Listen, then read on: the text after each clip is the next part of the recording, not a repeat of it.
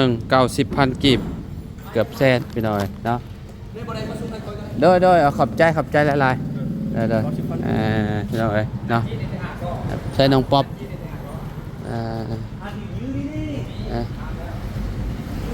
เนาะป๊อปมาซื้อน้ำกินเด้อขอบใจคือกันเนาะไปก่อนคันว่าบ่ได้เดี๋ยวสิมาเปลี่ยนใหม่พี่น้อย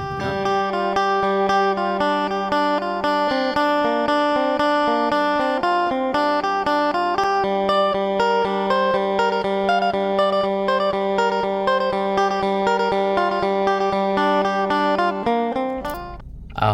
กราบสบายดีพี่น้องเอ้ยเนาะเปิดภาพมาก็อยู่บ่อนน้องป๊อปเฮ็ดเวียกเฮ็ดงานพี่น้องเอ้ยเนาะซื้ออันน็อตไปให้ทางสร้างเวียดยิงแปดลมยิงอันไม้พาสลาเฮือนน้องจริงๆก่อนพี่น้องเอ้ยเนาะพอดีว่าเพิ่นลืมเพิ่นว่าเพิ่นให้ค่อยซื้อไปให้แหละเพิ่นสิเอาเงินให้เพิ่นว่าเนาะน้องป๊อปเมื่อกี้นี้ก็เห็นน้องป๊อปเนาะปาดเปิ้นบ่ฮู้ดอกโดยมากับป้าบุญคือเก่าพี่น้องเอ้ยไปต้องไปป้าบุญไปสบายดีพี่น้องไปลงไปซื้ออันน็อตก่อนเนาะโอ้มื้อนั้นเบาเสียงมานี่มื้อน่ะเนาะพี่น้องเอ้ยโอ้มีครบทุกอย่างเลยได้พี่น้องอุปกรณ์ก่อสร้างเนาะบ่สิเป็นแผ่นเรียบอันนี้ไม่พาชลาสวัสดี น้องซื้อน็อตแน่น้องไปนี่ไปเปิดดู น้องป๊อปไปหน่อยเนาะโดยอันนั้นซื้อน็อตยิงเป็นลมในทงหนึ่งยิงอันไม่พาชลานะ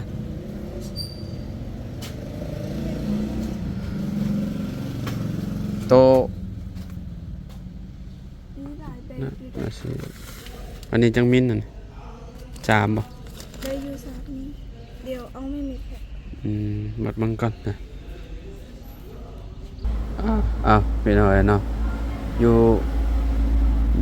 ในห้านบอนน้องป๊อปเฮ็ดเวียกพี่น้อยเนาะใช่น้องนี่เท่านั้นฮะโอ้ขนาดสำนี้บ่มีบ่ฮะอันนี้มันสั่นเบิดสำนี้บ่เอาแล้วกันบาดบ่มีเนาะเนาะน็อตยิงไม่พาชลาไม่ตัวนี้มันเป็นชลาเอาตัวนี้ใส่เอาจับเป็นเอาประมาณจับเส้นตัวนี้7 เซนนี่ไม่ชลายิงกับเหล็กบ่ยิงกับเหล็กบ่ได้ใหญ่ปานนี้นะนี่เอาประมาณสำนี้จักเส้นนะตัวนี้ประมาณ3 เซนบ่เนาะ3 เซนครึ่งบ่ไม่ชลาตัวนี้ก็ได้ยิงโคเล็กโคไม่บ่ไม่นะตัวนี้3 เซนนี่อาจจะ2 เซนครึ่งอันนี้จักเส้นก็2 เซนครึ่งโอ้อาจจะได้3 เซนนะอีกบ่มีได้ลองจั่วมันบ่ฮอดติ3 เซนอันนี้เนาะเจ้าจับจังมือนั่นบ่ได้แทงเขาคือแบบจักเส้นนี่ยืนนี่บ่ได้บึ้งอ้าวตัวนี้มือเจ้ามือไฟนี่มือกระเจ้าส่งมาให้ค่อยเบิ่ง2 เซนน่าสิ3 เซนน่ะเนาะน่าสิตัวนี้เนาะตัวนี้เห็นฟูดินไอ้บึ้งคะแนนบ่ได้มาเปลี่ยนได้บ่ได้ไอ้บึ้งมือเขาเห็นบ่นี่มานี่เห็นตัวนี้กับตัวนี้เห็นบ่มีเห็นเนาะน่าสิสำคัญเนาะเนาะสำคัญนั่นแหละนี่เนาะคันบ่ได้แล้วสิมาเปลี่ยนไหมได้บ่ได้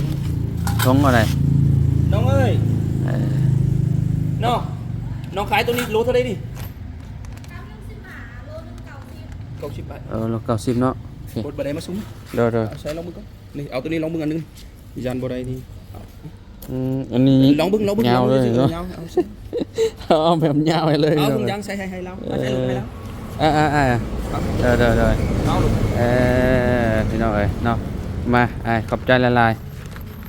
พี่น้อยทงหนึ่ง90,000กีบเกือบแสนพี่น้อยเนาะโดยเอาขอบใจละลายเด้อพี่น้อยเนาะใช้น้องป๊อป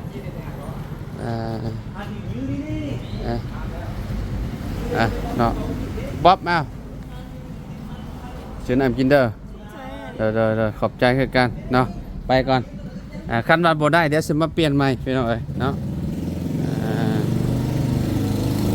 สีเนาะ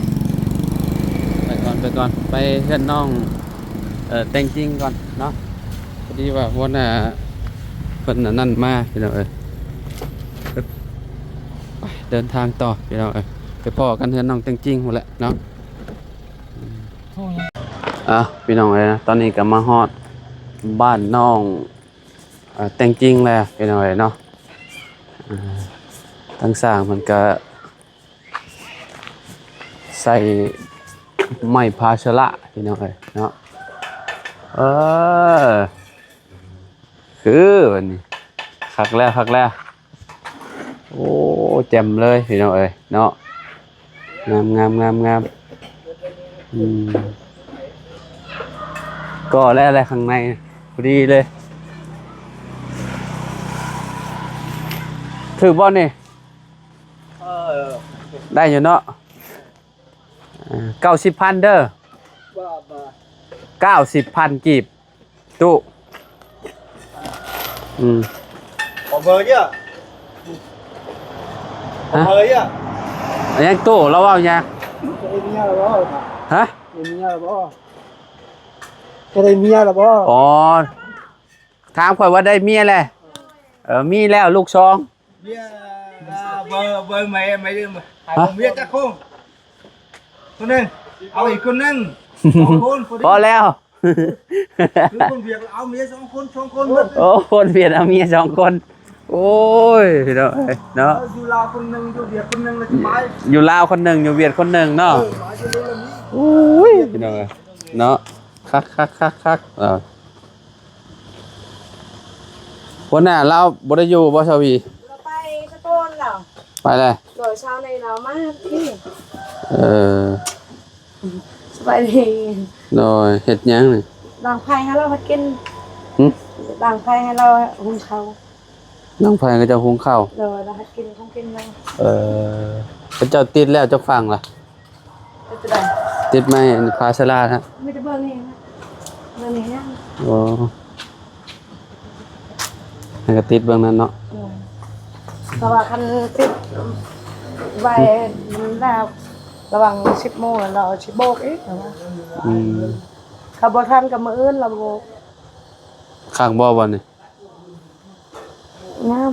งามบ่โอเคแล้วเนาะโอ้อันนี้มาแล้วเนาะบานประตูมาแล้วเนาะ คนอาณามาเช้านี้ โอ้หน้าเดียวแล้วนี่บอกเราว่าหน้าเดียวเนาะหน้าดิ เห็นแล้ววะ ฮะ ถ้าเดือนนี้ล่าชื่อเบียกันนั่งเลยวะ เอาออกดูฮะเจ้าวีจับมึงดูจับตั้งขึ้นกันโอเคได้การแล้วงามเบิ่งทางนี้กันทาสีเข้าไปในแจ่มเลยพี่น้องเนาะโอ้ยคักงามหลายเดี๋ยวโอเคแล้วเจ้าเอามาเจ้าสิเอาติดตั้งเลยบ่นี่หรือว่าแนวใด แต่บางคนเราทำข้างหน้าแต่เราว่ายังไม่ทันได้ตั้ง คือ เราว่าโบกก้อนต่างๆ ว่าคือเอามาไว้นี่ซะคือบ่เอาไว้อยู่ข้างในพุ่นบ่ย่านคนลักบ่ยามกลางคืน ยันมือแรงเพื่อนเราไว้ บ่คะแนนว่าเราลืมเจ้าก็ต้องเอาคนเขาแม่นเด้แล้วเขาลักเรียบร้อยแล้วเด้เพราะว่าเราไปขายนี่แผ่นหนึงนี่ประมาณ200,000ปลายพุ่นได้นี่นะเกือบ300,000พุ่นได้ประมาณ250,000ต่อแผ่นหนึงมันเหลือแต่ประตูห้องเรายังบ่ได้มาเนาะประตูห้องนอนพี่น้อยเนาะ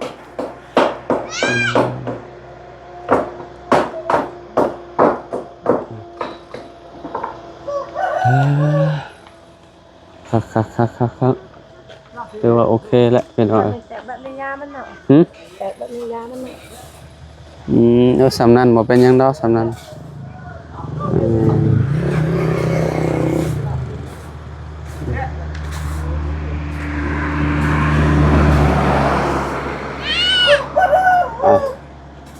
ไปเบิ่งข้างในก่อนเนาะ ยามันอยู่ตามแขนน่ะ ถ้าบ่ติดลูกแก้วนี่เรียบร้อยเลยขี้ร้ายเลยสวีนี่งามแล้วบัดนี้นะถือว่าโอเคแล้วได้การแล้วถูกตามที่เฮาบอกเมื่อวานนี่พี่น้อยเนาะ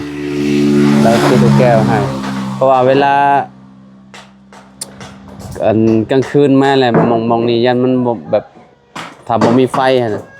อันน่ะไฟเนี่ยมันเป็นของส่วนบุคคลเนาะแบบว่าอันหม้อแปลงหั่นน่ะหม้อแปลงไฟหั่นน่ะพี่น้อยเนาะบ่ฮู้ว่าเขาเจ้าสิยอมให้เฮาต่อบ่หั่นน่ะ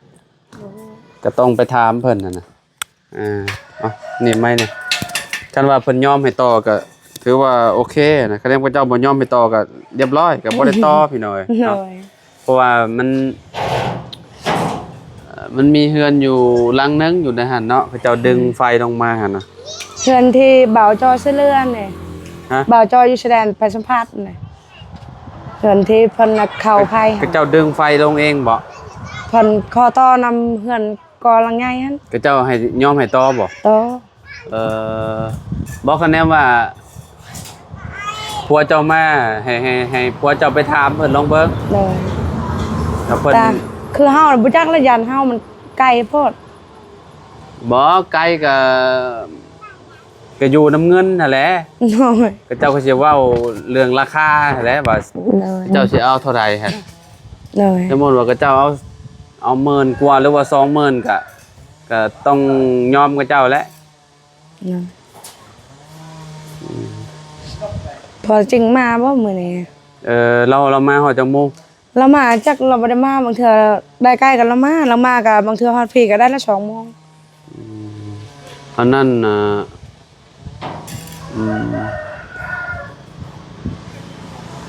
มันอยากยากนิดหนึงพี่น้องมันบ่มีหม้อ ก็ แป้ง หัก แถ ไป ว ได้ นี้เนาะหม้อแป้งอยู่นี่มันบ่อยู่บ้านหนองแดงมันผัดอันนั้นหั่นน่ะมันผัดไก่น่ะไก่แห้งอะไร ไกล เด้ อันนี้ เนาะ เลย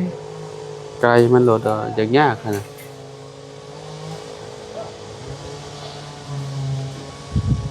อยู่นี่ก็เป็นเท่าไรเกื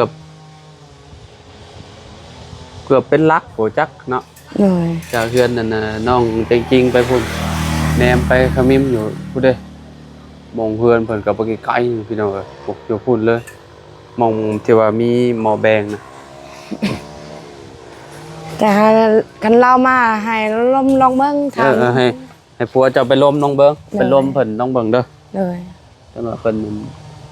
ว่ายอมให้ต่อกันเดี๋ยวจะไปบอกอ้ายเพิ่นนั่นสิไปแจ้ง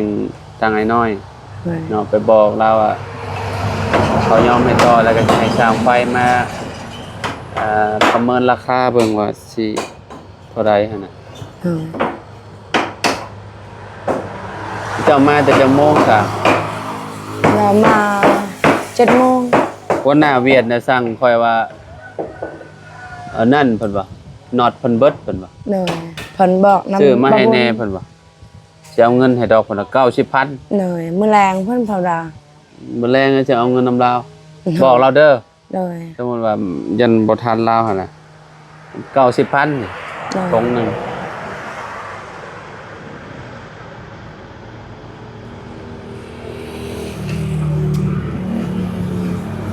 10 มื้อแล้วเฮือนเจ้าก็ 10 โมงแล้ว นับตั้งแต่เริ่มมื้อแรกน่ะ เลย ไปเบิ่งคลิปเก่าแล้วมื้อเช้านี่ประมาณ11มื้อนี้พี่น้องเอ้ยเนาะ11มื้อนี้บ่ได้นับอัน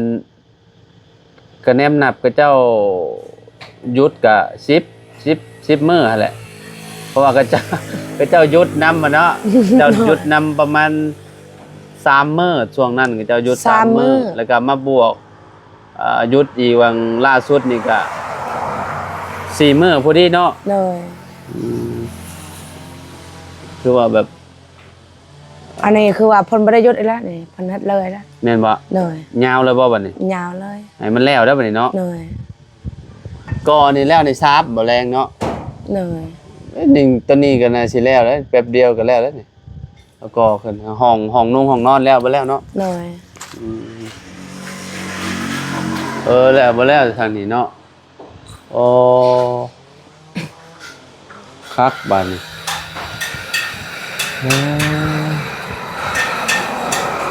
แน่นคักปัญญาเนาะจังนี้ก็เรียบร้อยแล้วจบข่าวทางนี้ก็ได้แล้วเนาะเรียบร้อยแล้วพี่น้องจำสินอนสาวีบัดนี้เนาะ ตีลังกานอนบัด ไม่ใจเอ้ย ฝนตกฟ้าลงก็บ่มีย่านบัด สักกะชีตัวนี้บ่ให้เพิ่นตัดกระยาบ่แบบว่าปลายมันมาเสมอกันบ่ตัดกระยาบ่ เซ่ อันนี้ปลายหลังคาเนี่ย โอ้ยกะยามันแหละ ยาม จำนี่ เหรอ มันเป็นหยังดอกจำนี่นะ นี่ตัวนี้เขายามันหัวมันบ่ได้หัวที่ตัวนี้เนาะ ฮะ นี่สักสีมันเป็นปองนั่นแหละ พัวบ่ ซึ่งว่าผลมือนั้นผลตกบ่ได้แห้งบ่ได้ว่าลมมันแห้งกว่า ลมพัดบ่ บ่แต่แบบเขามุงตะเบ็ดนั่นนะ เออ นึกเสีย เปิดติดแป้นลมแล้วพี่น้องเนาะติดขอบข้างแล้วเนาะ เออ ขอบข้างเงินน้องจริงๆแหละโอ้โห ตักปัญญางบัดนี่ งามเลยเนาะ งามแล้วฮ้อนแดดเนาะ เลย มะกล้วยมาแต่ไสนี่ โอ้ มะกล้วยมาแต่ไสนี่วะ โอ้กล้วยอ่อนฮันได้สาวลาเราตัดทิมกบมะขามมันพอดีถึกทับกบกล้วย เสาลาตัดให้ยังต้นมะกล้วย บ่ฮู้ อะไรต้นมะขามเนาะคือตัดถิ่มเนาะ เราเอาสิพอดสิเฮ็ดเดิน เราสิปลูกเฮือนบ่ บ่ฮู้ บางเทื่อเราสิปลูกเรือน เออเราอยู่บ่ตอนนี้จ้ะ บ่ฮู้เราไปแล้วมีแต่แม่เรา ไปเลย เลย เอาแสดงว่าเราสิพอดดินหมองนี้เนาะ เลย พอดดินแล้วเราสิจะเห็นห้องน้ำบ่จ้ะ เราสิพอดไปเฮือนแม่จะดีอันบางกกล้วยเขาปลูกอัน เดี๋ยว พอ เรา ดล สิ ง เฮ็ด ไปพุ่น เราสิเฮ็ดเฮือนหลังใหม่บ่ ด่านเราเฮ็ดเฮือนหลังใหม่อะ ดีแล้วเนาะคันว่าเราได้เฮ็ดเฮือนหลังใหม่ก็ได้เนาะดีใจนำลาว ก็บ่ได้อัปเดตเฮือนน้องเจดีพี่น้อยเนาะกับแมลงพอแหละเนาะเดี๋ยวสิถามน้องเพิ่นเนาะว่าตอนนี้ยอดสมทบเฮ็ดเฮือนเฮ็ดซ่านน้องเพิ่นไปฮอดไสแล้วพี่น้องเอ้ยเนาะมาแต่ละเทื่อก็มีแต่เฮือนอยู่เฮือนน้องแจงจริงนี่แหละพี่น้องเอ้ยเนาะเฮือนก็สิเป็นเฮือนแก้บ่ได้ส่งบ่ได้พี่น้องเฮือนน้องจริงๆนี่เนาะก็เพิ่นเฮ็ดได้ซำนี้ก็ถือว่าเพิ่นก็โอ้ยเก่งขนาดแล้วพี่น้องเอ้ยเนาะทางสร้างเวียดนี่ยอมรับเพิ่นอยู่เนาะ มื้อนี้มาเพิ่มอีก2คน แม่นบ่ เลย เอาลูกน้องมาเพิ่ม2คนบ่ เลยเรานี่ติดเป็นแผ่นศาลา นี่ได้ เลย แต่ละคนกับแบบงานบ่คือกันเนาะ เลยเรานี่เรามีแต่ก่อเอ้า ผู้นี้น่ะมีแต่กออย่างเดียวผู้นี้น่ะมีแต่ ก่อกับตังเช้านี่ เพิ่นสั่งกอก็กอเลย เลย ยาวเลยเนาะ เราเฮ็ดเวียกนั่นเราบ่ได้เฮ็ดเราอะ อืม เรามีแต่เฮ็ดเวียกก่อนนี่ อืม เราทั้งอื่นเราเขา2คนนั่น โอเคซะเนาะ เลย เดี๋ยวจังเข้ามาใหม่พี่น้องเอ้ยเนาะพอดีว่าทางสร้างเพิ่นอันนี้พี่น้องเอ้ยอยากได้อยากได้น็อตเนาะก็เลยเอามาให้เพิ่นก่อนเนาะ เลย ไปแล้วสวีเดี๋ยวพอกันใหม่ เอาสบายดีพี่น้องเอ้ยเนาะมาอัปเดตให้ FC เบิ่งนำกันเนาะตอนนี้ทางสร้างเพิ่นก็ติดลูกโป่งลูกแก้วเนาะหน้าทางเข้าพี่น้องงามเนาะ งามโอเคเลยเนาะเอาอยู่ดีมีเฮงเพื่อนสมุทรทุกคนเด้อพี่น้องเด้อขอบคุณหลายๆที่ติดตามเนาะสำหรับคลิปนี้ไปแล้วพบกันใหม่พี่น้องสบายดี